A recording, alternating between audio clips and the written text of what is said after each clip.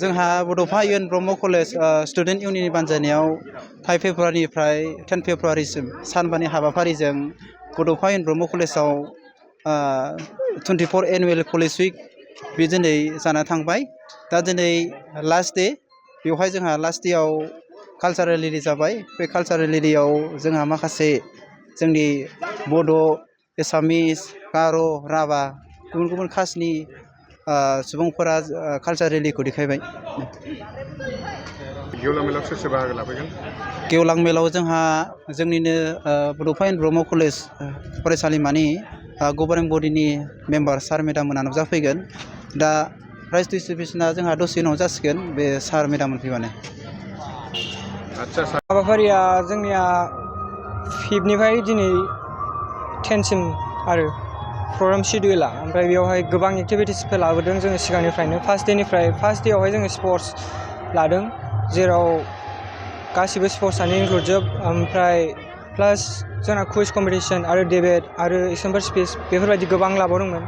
बेबो जोंना जोबजोब्बाय ओमफ्राय दिनैहाय जोबथा दिन आरो जोंनि बे कलेज उइकनि आरो जोंना बियो दा 24 खुंगाथि जादों आरो कलेज उइकआ सोरनि बानजायनायाव खुंफुंदों स्टुडेन्टस इउनियननि बानजायनायाव बे हाबाफारिया दिनै मोजाङैनो मोजां जोबनायनि लामायाव सफैदों बे हाबाफारिजों लोब्बा लाखिनानै फरायसाफोरनो मा मेसेज हरगोन बे हाबाफारिनि लोब्बा लाखिनानै मेसेज हरनो साननाया बेनो जाहैबाय जे बे कलेजावबो बेफोरबायदि जायो आरो जोंनि बर' हारिनि माखासेफोर रेलि दिन्थिनाय दंमोन दिनैहाय बेबो मोजाङै मोजां जोबनानै थांदों आरो गोबां हारिनि दानाय लुनाय बायदिसिना बेफोरखौ दिन्थिदों आरो बेफोरबायदिया बे जोंनि कलेजावहाय जे जोङो बेवहाय एसे मोजांसिन खालामनो हादों बे बोसोरावहाय थांनाय बोसोराव बानायनो हायाखैमोन आरो जों सानो आरो स्टुडेन्टसफोर इउनियननि जानानै आं बुंनो सानो फैबाय थानाय समावहायबो जोंनिफ्राय मोजांसिन स्टुडेन्टस इउनियनाव जाय बिथांमोना थागोन बिसोरो बे कलेजखौहाय मोजाङैनो मोजां दैदेनलांनांगोन आरो जोंनिफ्राय मोजांसिन खालामलांनो बिथांमोना थांखि लानांगोन आरो नोंथाङाबो सासे फरायसा हिसाबै सासे फरायसाया जुदि गावखौनो मोजां लामाजों दैदेनलांनांगौबा माबायदि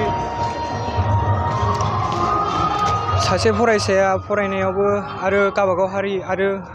टिचार्सफोरजोंहाय मोजाङै सोमोन्दो लाखिनांगोन आरो बेल' नङा दे फरायसाया फरायनायानो जोबा बे गोबां खामानिफोर थाबावो फरायसानि जिउआव जाय हाबाफारियावहाय बिथांमोनहा गोसो होनानै गावबागाव थांखिखौहाय होसोनांगोन आरो गावबागाव थांखिखौहाय जाफुंहोनो नाजानांगोन मोनसे गोजोनथाव खौरां क'क्राझार जिल्लानि सिङाव काजिगावआव थानाय गुरुदेव कालिचरन ब्रह्म एकाडेमियाव बर' बिजोंनि थाखाय गोदानै 2025-2026 इं मायथाइनि सोलोंथाइ बोसोरनि मुं थिसननाया जागायबाय थाखो बिथराइनिफ्राय लानानै थाखो गुसिम मुं थिसननाय जागोन मुं थिसननाया 10 फेब्रुवारिनिफ्राय जागायगोन रेबगान्थि आरो खाबुफोर थागोन जेरै हौवासा आरो हिन्जावसाफोरनि थाखाय आलादा हस्टेलनि खाबु हस्टेलनि फरायसाफोरखौ थाखो फोरोंगिरियानो जोथोन लायो गोहैलो फरायसाफोरखौ फोरोंगिरिफोरा उफ्रायै जोथोन लानाय जायो HSLC आनजादाव 100% उथ्रिसारनाय कम्पिउटार सोलोंथाइनि खाबु इंराजि आरो हिन्दी राव रायनायनि खाबु इलेक्टिभ साबजेक्ट जेरै advance maths Hindi history geography बेफोरबायदि बायदि खाबुफोरखौ मोननो हागोन नोंथाङाबो गावनि गथ'खौ मुं थिसननोब्ला 9957951216 एबा 9613400625 एबा 8638520653 मबाइल नम्बराव थोंजों कल खालामनानै सुलाद लाहरनो हागोन गुरुदेव कालिचरन ब्रह्म एकाडेमिया पर्बतजरानि ITI साब डिभिजन अफिसनि सेरावनो दङ